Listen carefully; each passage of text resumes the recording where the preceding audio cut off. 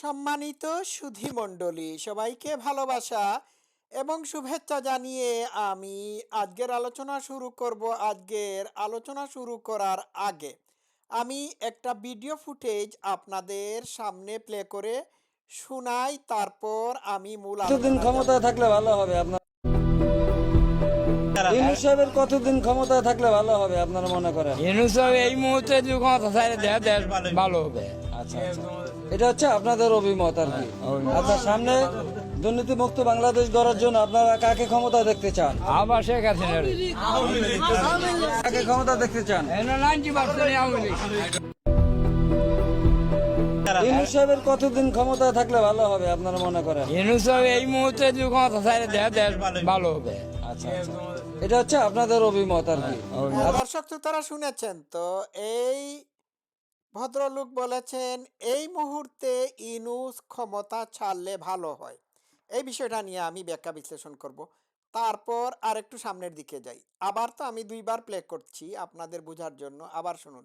আচ্ছা, সামনে দুর্নীতি মুক্ত বাংলাদেশ গড়ার জন্য আপনারা কাকে ক্ষমতা দেখতে চান? আবার শেখ হাসিনা কাকে ক্ষমতা দেখতে চান? 90% আওয়ামী লীগ। আচ্ছা, বুঝতে পেরেছেন। এই ভদ্রলোকের কাছ থেকে আমরা তিনটা জিনিস পেলাম।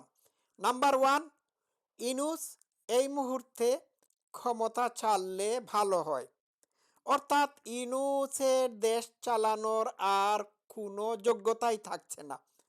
দেশের মধ্যে এত বিশৃঙ্খলা, অশান্তি, তারপর খুন খারাপি, রাহাজানি, ধর্ষণ হচ্ছে যে ইউনূস এই মুহূর্তে ক্ষমতা ছাড়লে দেশ দেশ বাঁচে, এই দৈত্যের কবল থেকে দেশ বাঁচে। এটাই উনি বোঝানোর চেষ্টা করেছেন। আর তিনি বলেছেন তিনি তার কথার মাধ্যমে এটিও বোঝানোর চেষ্টা করেছেন যে শেখ হাসিনার এই মুহূর্তে ক্ষমতায় আসার দরকার। 3 নাম্বার হচ্ছে দেশের 99% মানুষ এখন আওয়ামী লীগ, আর এই 1% হচ্ছে এনসিপি, জঙ্গি, রাজাকার, ইউনূস নামক দৈত্যের সহযোগী সমর্থকরা। ঠিক আছে, বা উপদেষ্টা মণ্ডলীর কয়েকটা উপদেষ্টা। তাহলে বোঝা গেল যে ইউনূসের অপশাসন থেকে দেশের মানুষ এখন মুক্তি চায়। তো উনি বলেছেন ইউনূস দেশ চাললে ভালো হয় না, ইউনূস ক্ষমতা চাললে ভালো হয়।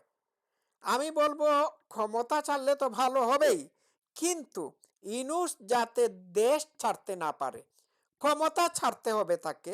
আজ হোক কাল হোক তাকে ক্ষমতা ছাড়তেই হবে, কিন্তু সে যাতে দেশ ছাড়তে না পারে সেই জন্য ব্যবস্থা নিতে হবে, কারণ তার বিচার এই দেশের মাটিতে হতেই হবে। আজকে ইউনূসের আমলে বাংলাদেশে জঙ্গিবাদের উত্থান হয়েছে। ইউনূসের আমলে দেশের রিজার্ভ তলানিতে চলে গিয়েছে। যে বাংলাদেশ এক সময় শেখ হাসিনার নেতৃত্বে উন্নয়নের রোল মডেল হিসাবে সারা পৃথিবীতে পরিচিতি লাভ করেছিল, সেই বাংলাদেশের অবস্থা আজকে ভয়াবহ। এমন কোনো জায়গা দেখান যেই জায়গায় বাংলাদেশের মানুষ নিরাপদ আছে? কোনো অবস্থাতেই বাংলাদেশের মানুষ স্বস্তি এবং শান্তিতে নাই। মানুষ ঘর থেকে বের হতে ভয় পায়। ছোট ছোট শিশুদেরকে ধর্ষণ করা হচ্ছে।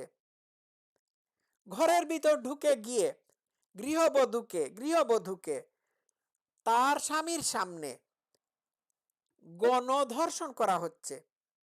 কোথায় দেশ গিয়ে নামছে? এইবার আমি আজকে আবার আরেকটি কথা শুনলাম, দেশে নাকি এখন চাপাতি, দা, কুদাল এবং আদালত ভাড়া দেওয়া হয়ে থাকে। জঙ্গিদেরকে দা, কুড়াল, চাপাতি এই জাতীয় ভয়াবহ ধারালো অস্ত্র ভাড়া দেওয়া হয়, আর সেই সাথে তাদেরকে বলা হয়ে থাকে যে আদালত কোর্টে যদি তোমাদেরকে ধরে নিয়ে হাজির করা হয়, তাহলে জামিন পাওয়ার জন্য তোমাদেরকে টাকাও দেওয়া হবে, টাকাও ভাড়া দেওয়া হয়, কর্জ দেওয়া হয়। বুঝতে পেরেছেন? তো এই কারণে শেখ হাসিনা ফিরে আসতেই হবে। এইসব কারণে এই সমস্ত জঙ্গিদেরকে শেখ হাসিনা খোয়াড়ের মধ্যে বন্দি করে রেখেছিলেন, আর ইউনূস এদের সবাইকে জেল হাজত থেকে মুক্ত করে দিয়ে বাংলাদেশকে তাদের অভয়ারণ্যে পরিণত করেছে। এই হচ্ছে জঙ্গি ইউনূস। একে ক্ষমতা থেকে নামাতেই হবে। দেশ আজকে স্বাধীনতা বিরোধী জঙ্গিদের দখলে চলে গেছে। আর কত? Enough is enough. দেশের মানুষের পিঠ দেয়ালে ঠেকে গিয়েছে, যার কারণে দেশের সাধারণ মানুষ আজকে প্রকাশ্যে বলছে যে ইউনূস ক্ষমতা ছাড়লে ভালো হয়। তারা ইউনূসকে চায় না। এই নোবেল লরিয়েট দেশের জন্য কি করেছে বলুন তো দেখি? তার দেশের প্রতি কি কোনো বিন্দুমাত্র এমপ্যাথি, সিম্প্যাথি, ভালোবাসা আছে? নাই। সে যেটুকু করেছে সেটি হলো যে সে নিজের বিরুদ্ধে দায়েরকৃত মামলাগুলোকে সে খারিজ করেছে।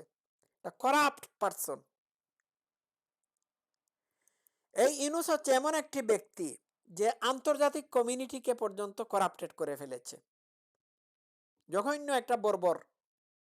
এই দৈত্য দানব অসুরের হাত থেকে বাংলাদেশকে বাঁচাতে হবে। এইবার আপনারা রাস্তায় নামুন, এখানে নামান। দেশ এইভাবে চলে না।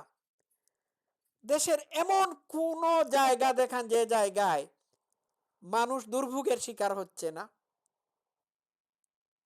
হচ্ছে। এটা ইউনূসের কারণেই হয়েছে। সে ক্ষমতায় আসার আগে, ক্ষমতায় আসীন হওয়ার পরেই বলেছে আমার কোনো এক্সপিরিয়েন্স নাই, দেশ চালনার অভিজ্ঞতা নাই। তো দেশ চালনার অভিজ্ঞতা যে ব্যক্তিটির নাই, সে ব্যক্তিটি দেশ কিভাবে চালায়? একটা রিক্সা ড্রাইভারকে যদি প্লেনের সিটে বসিয়ে দিয়ে বলা হয় যে তুমি প্লেন উড়াও, তাহলে তো প্লেনের যাত্রী সহ প্লেনের অ্যাক্সিডেন্ট হবে। বাংলাদেশের ক্ষেত্রে ইউনূসকে এইভাবে ক্ষমতায় বসিয়ে দিয়ে এই ঘটনাটি ঘটানো হয়েছে। এই কারণে ইউনূসকে চলে যাওয়া উচিত। সে নিজে যখন স্বীকার করেছে সে অনভিজ্ঞ, দেশ চালানোর তার বিন্দুমাত্র অভিজ্ঞতা নাই, তাহলে সে দেশের ক্ষমতা গ্রহণ করে কিভাবে? It's a crime. এটা অপরাধ করেছে। একটা মানুষ যদি পাইলট না হয়ে প্লেন চালায়, আর এই প্লেন অ্যাক্সিডেন্টের কারণে যদি মানুষ মারা যায়, তাহলে সে অবশ্যই অপরাধী। কারণ he is not trained, he is not trained to be a pilot. ইউনূসের ক্ষেত্রে এই কথাটাই প্রযোজ্য। তো ডিপ স্টেটের দ্বারা নিয়োজিত ইউনূস ডিপ স্টেটগুলোর স্বার্থ সিদ্ধি করছে, সাধন করছে। একে আপনারা যত তাড়াতাড়ি সম্ভব নামান। সবাই ভালো থাকবেন। ইউনূস মুক্ত বাংলাদেশ চাই। Love you all.